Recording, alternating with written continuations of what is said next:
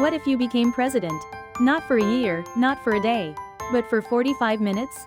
On February 19, 1913, during one of the most violent political crises in Mexican history, a man named Pedro Lascurain took the oath of office.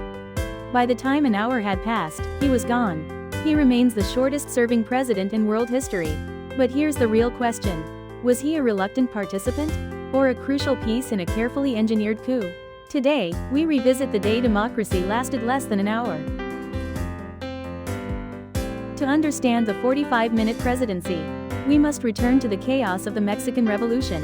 In 1911, longtime dictator Porfirio Diaz was forced out of power. Reformer Francisco I. Madero became president, promising democracy. But democracy came with instability. In February 1913, a violent uprising known as the 10 Tragic Days shook Mexico City. Rebel generals bombarded the capital. The streets turned into battlefields. One general, Victoriano Huerta, would soon betray the president he was supposed to defend. Under Mexico's constitution at the time, if the president and vice president resigned, the next in line was the foreign minister. And that man was Pedro Lascurain. On February 19, 1913, President Madero and Vice President Pino Suarez were forced to resign under threat. Lascurain was sworn in as president. But here's the twist. Almost immediately, he appointed General Huerta as interior minister, placing him next in the line of succession. Then Lascurain resigned. The entire process reportedly lasted about 45 minutes. Legally constitutional, politically explosive.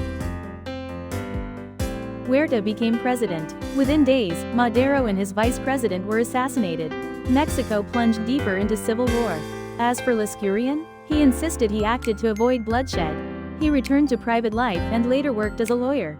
He never again held national political power. History remembers him for 45 minutes. But those 45 minutes changed a nation. Was Pedro Lascurain a pawn? Or a willing collaborator? Some historians argue he simply followed constitutional procedure. Others believe he knowingly enabled a military coup. His presidency raises uncomfortable questions. Can something be legal and still destroy democracy? On February 19, 1913, democracy lasted 45 minutes. Pedro Lascurain may have served the shortest presidency in history. But his brief moment in power reveals something timeless.